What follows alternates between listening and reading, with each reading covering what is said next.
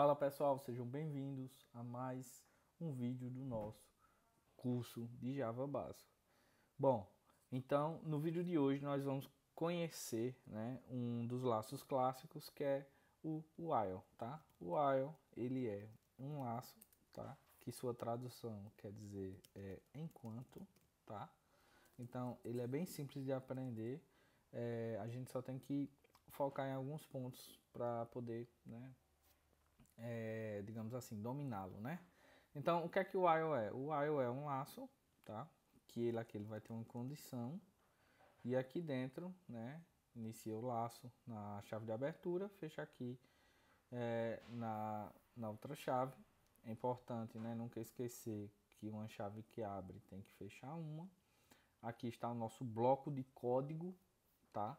Então quer dizer que se essa condição for verdadeira, vai ser executado tudo que está aqui dentro, entre as chaves, né? Beleza? Então, enquanto isso for verdadeiro, será executado o que está aqui dentro da chave. Beleza?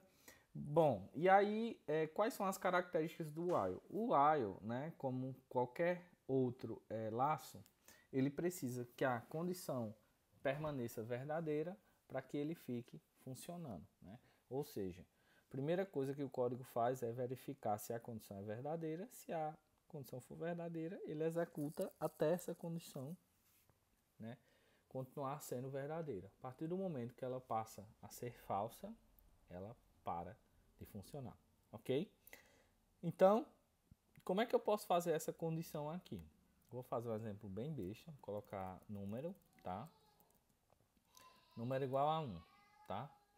E aí, qual é a condição? Enquanto o número for menor ou igual a 5, ele vai executar o meu laço, beleza? E aí, o que é que eu vou fazer? Um exemplo simples, vou mandar ele imprimir número, tá? Número. E aí, o que é que acontece? Toda vez que eu entro no laço, que eu vou verificar número é menor ou igual a 5, ele vai imprimir o valor que está em número e logo após ele vai incrementar, ele vai botar mais um ao valor de número. Então, se eu executar aqui, qual é o resultado? Vou imprimir.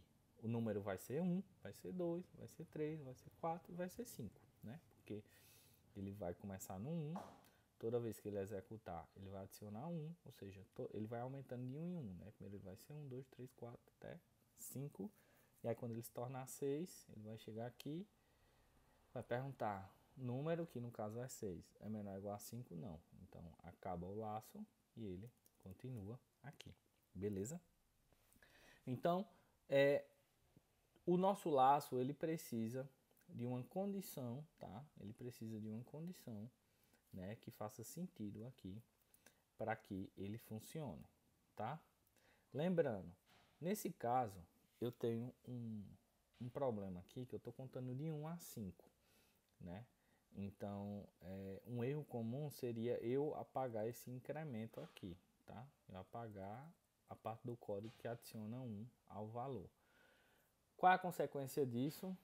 Ele ia ficar imprimindo um número eternamente e ele nunca ia parar. Por quê?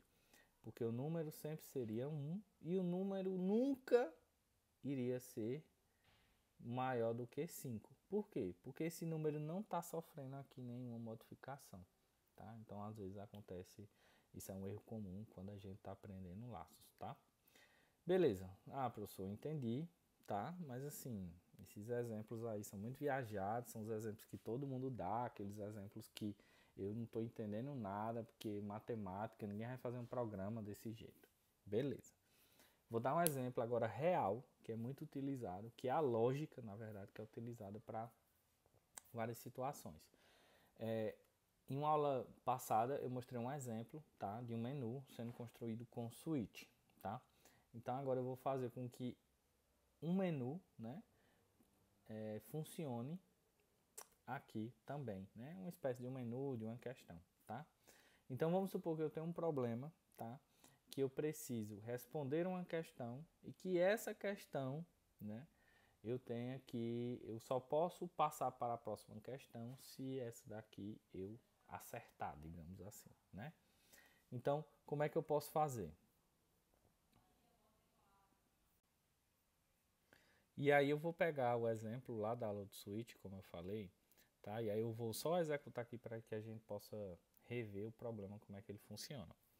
Beleza, como é que esse problema ele funciona? Eu tenho um código aqui, que eu tenho uma pergunta, né? E aí eu pergunto ao usuário qual a resposta que ele quer, e ele vai inserir a resposta até eu acertar. Então, qual o resultado da soma de 3 mais 7? É 15? É 17? É 10 ou é 11? Tá? Então, o que é que acontece? Aqui, o nosso programa, se eu responder uma resposta que seja errada ou a correta, ele encerra o programa. E aí eu tenho que executar novamente. Como era que eu poderia fazer com que ele só saísse do programa até eu acertar, né? Eu teria que ter um laço. E por que eu teria que ter um laço? Eu teria que ter um laço que verificasse, né? Vamos supor, se a condição do meu programa é você só vai encerrar o programa quando você acertar, então tem algum valor que ele vai ter que chegar a um estado para que o meu programa se encerre, tá? Mas aí vem lá, o primeiro ponto da utilização de um laço. O que é que eu quero que repita? Eu quero que repita o código. O que? Mostrar desde a pergunta da questão até quando eu digitar, certo? A alternativa que eu estou tentando acertar. Como é que eu faço? Eu venho aqui, coloco o while. Aqui começa meu laço. E depois do switch, que é onde eu verifico a resposta, eu termino meu laço. Beleza? Ok, vou aqui dar uma indentada, né? Porque como o código ficou dentro, para ficar mais organizado. Então, vamos lá. Então, eu quero que mostre a pergunta, mostre as alternativas, mostre a resposta que eu quero e avalie a resposta dizendo se está certa ou está errada, né? Várias vezes. Mas até quando? Qual é a condição para que eu pare de mostrar isso? Quando a pessoa acertar, tá? E qual é aqui a questão certa? É a letra C, né? Quando for igual a 10, quando a pessoa responder 10, então quer dizer que eu posso encerrar meu programa. Então, quando resposta for igual a 10, é para ele encerrar, certo? Só que nesse caso, veja só, essa essa essa essa condição, como é que ela funciona? Ela funciona, o laço vai funcionar enquanto ela for verdadeira. Quando ela passar a ser falsa, o meu laço ele para de funcionar. Então, nesse caso, o que é que eu tenho que fazer aqui? Eu tenho que fazer com que a resposta, enquanto ela não for 10, ou seja, enquanto a pessoa não acertar, enquanto a resposta não for igual a 10, quer dizer que essa pessoa ainda não acertou e por isso que o laço deve continuar funcionando. Então, nesse caso, não é resposta igual a 10, é resposta. Enquanto resposta for diferente de 10, apresente a questão, as alternativas, permita a pessoa digitar e eu vou avaliar se é ou não o, o valor que eu respondi, tá? Não, calma.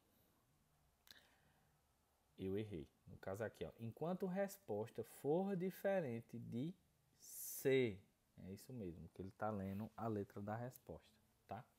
Enquanto resposta for diferente de C, eu, né, vou fazer aqui o meu laço funcionar, tá? Então vamos executar aqui. Então dessa forma vai ficar aparecendo pra gente a questão várias vezes, né? Então vamos lá. Vamos ver, conectou novamente, executar. Então vamos lá. Resposta. Porque resposta não foi inicializada. Então eu prefiro, antes de eu poder avaliar, ela tem que ter um valor, né? Armazenado dentro dela, porque eu não tenho como avaliar uma variável que não tem um valor dentro dela. Então eu vou colocar aqui um valor qualquer, vou botar valor só para ela ter um valor e poder ser avaliada.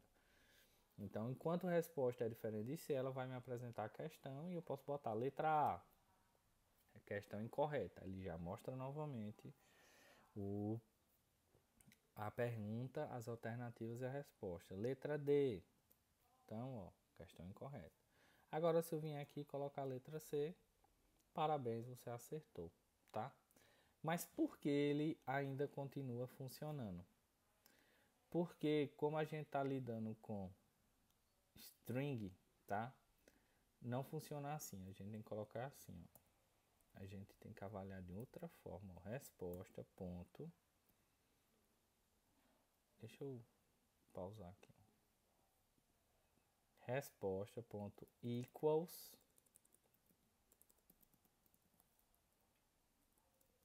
C.